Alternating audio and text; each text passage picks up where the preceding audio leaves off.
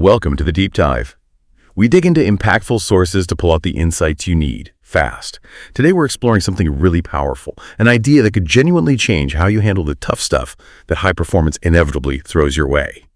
We're diving into the thinking of Coach Ed Padalecki, looking specifically at how top performers, business leaders, coaches, athletes can reduce suffering and, really importantly, get their power back. Coach Padalecki often starts with this. Well, it seems simple at first, but it's a really profound formula. It's from Dr. Kristin Neff's book, Self-Compassion. The formula is suffering equals pain times resistance. And we're going to unpack that. And that distinction Coach Padalecki highlights is absolutely key, the difference between pain and suffering. Pain is it's part of life, isn't it? Especially in demanding fields. Think about your own world. Maybe you missed a big target or had a really tense conversation with a client. Market shifts happen. Athletes deal with injuries, physical pain, emotional hits. Coach P says it's all just part of the game. It comes with growth, with pushing boundaries, but suffering. Now, according to this formula, that's where things get interesting. It's optional in a way. It's the psychological, the emotional weight, and it's directly multiplied by how much we resist the pain that's already there. The more we fight what is, the worse the suffering gets. That really shifts the perspective, doesn't it? Suffering isn't just something that happens to us. It's something we participate in through resistance. Okay, so pain is a given. How do we get a handle on this resistance part? Coach Padalecki used this great analogy from elite sports, talking about clean pain versus dirty pain. What does that actually mean? This is super relevant for high performers. Clean pain is the direct hit. It's the straightforward consequence of the effort, the challenge. Think about an athlete after a killer workout. That deep muscle soreness, that's clean pain. Or, the sting after losing a really close match where you left it all out there. In business, maybe it's the mental drain after days of intense negotiation. Or that uncomfortable feeling when you have to give tough but necessary feedback. It's the pain that comes with the territory. It's expected, almost a sign you're pushing hard enough. It's the price of admission, like you said. Okay, so that's the clean stuff, the unavoidable cost. What about the dirty pain? Right. Dirty pain is where that resistance factor kicks in hard. This is the suffering we kind of manufacture ourselves. It comes from fighting reality. So examples. Maybe a leader keeps endlessly replaying a project failure in their head, just looping on the mistakes instead of learning and moving on. That's dirty pain. Or a coach who blames the refs, the weather, anything but their own strategy after a loss. Avoidance, blame. Or an athlete who misses one shot and immediately jumps to, I'm terrible, I've lost it. That catastrophizing. It shows up as rumination, blame, avoiding the truth, making mountains out of molehills. It's that internal battle against what already happened. And that internal battle, it's not just unpleasant, it actually hurts performance. Oh, absolutely. Massively. Think about it. When you're pouring mental and emotional energy into fighting something you literally cannot change, what has happened? What are you not doing? You're not focusing on solutions. You're not strategizing your next move. Your resilience gets worn down. And physiologically, your cortisol levels spike. Stress goes up. Your cognitive function, your ability to think clearly under pressure takes a nosedive. All of that dulls your performance edge. It's like trying to compete with weights tied to your ankles. You're making it so much harder by fighting this internal war on top of the external challenge. That makes total sense. You're splitting your resources. And Coach Padalecki points out this isn't exactly a brand new idea, right? He brings up the Stoics, calls them the original mental performance coach. What was their angle on this? The art of acquiescence? He does, and it's such a powerful connection. The Stoics were way ahead of their time on this. Coach P often quotes Marcus Aurelius, who put it brilliantly. Something like, if you are distressed by anything external, the pain isn't due to the thing itself, but to your estimate of it. And this you have the power to revoke at any moment. Which really makes you stop and think, doesn't it? For anything causing you distress right now, how much is the actual event and how much is your story about the event, your resistance to it? That quote is powerful. Revoke your estimate. Exactly. And this idea of acquiescence, it often gets misunderstood. It's not about being passive or giving up or just rolling over. It's about developing serious mental flexibility. It's the capacity to look a really tough situation square in the face, a major project failure, a market crash, a personal blow, and say, okay, this is happening. I don't like it. I didn't choose it, but it is the reality right now. I can handle this. So what's next? It's proactive. You stop wasting energy fighting reality and redirect it into your response, into what you can actually influence. Okay, I think I get the distinction. It's accepting the reality of the situation, not necessarily liking it or accepting it as the final outcome. Is that fair? That's exactly it. It's a crucial nuance. Acquiescence isn't resignation. It's acknowledging what is right now so you can operate effectively from that point. Think of that team that lost the championship. They accept the game is over. The result is what it is. That's acceptance of reality. But they don't resign themselves to never winning. They learn, they adapt, they plan for next season. Or the business leader facing that revenue drop. They accept the current numbers, that's reality. But they don't just throw up their hands. They ask, okay, given this reality, what strategies can we implement now? It's about letting go of the emotional fight against what's already done. That frees up so much mental space to focus on what now instead of why me. Right. Moving from resistance to response. So how do we actually train ourselves to do that? Because it sounds like a skill, something you build. Coach Padalecki lays out some practical strategies. Let's talk through them. The first one is label the emotion. Yes, and this sounds simple, but it's powerful, and it's grounded in neuroscience. Studies show that just putting a name to what you're feeling actually dials down its intensity in the brain. When you have that vague, churning feeling of overwhelm or anxiety, it can feel huge, all-consuming.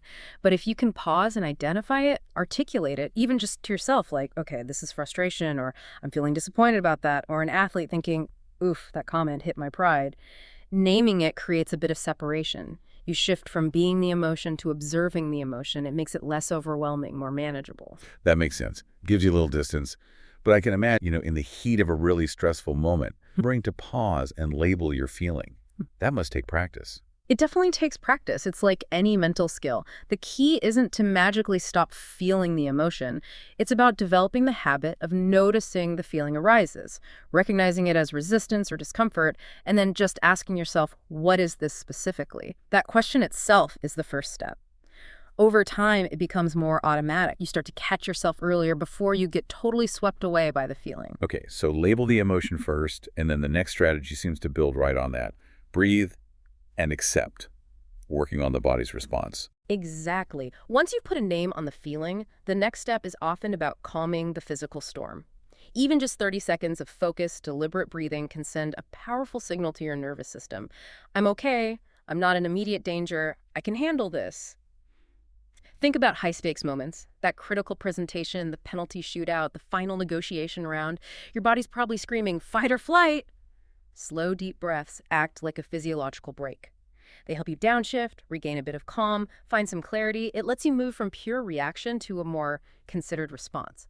Again, it's not about making the pain disappear. It's accepting its presence while choosing how you're going to navigate it. Grounding yourself physically. Huh. Okay.